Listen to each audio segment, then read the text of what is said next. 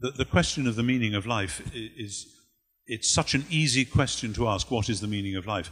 I was on a walk in the Scottish Highlands with some of my family last summer, and my then 7-year-old grandson, Sam, was walking along with me, and we were looking for eagles with binoculars and goodness knows what, and suddenly, out of the blue, without warning, he said, "Grandfather, what is the meaning of life?"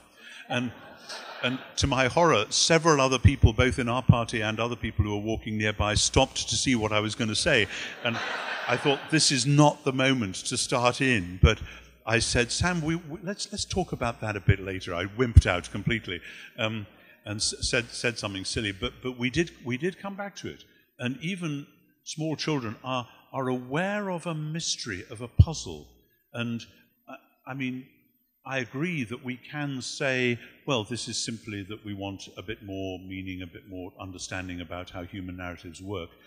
But I think, again and again, and it comes cross-culturally, it isn't just sort of Western Christianity or whatever, the sense that we are made for something more than this. C.S. Lewis once said that you can deduce most of theology from the fact that people feel uncomfortable in the presence of a dead body, that there is something uncanny, as we say. There's something wrong. We humans are made for something more than this.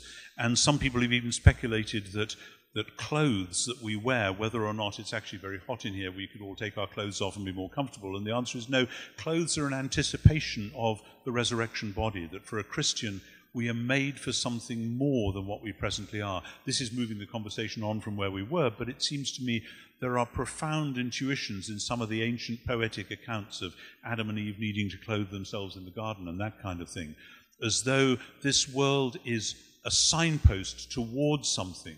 Every spring I still feel, even though I know I'm going to feel it, every spring I think, wouldn't it be wonderful if this year spring would turn into a glorious summer which would just go on without the sorrow of fall and the death of the seasons. And that's just probably because I'm at a certain age where I'm kind of getting towards the autumn of my life, and so I kind of resent that. But I think that humans have this intuition about being made for something more. And you may say, well, some humans do and some humans don't.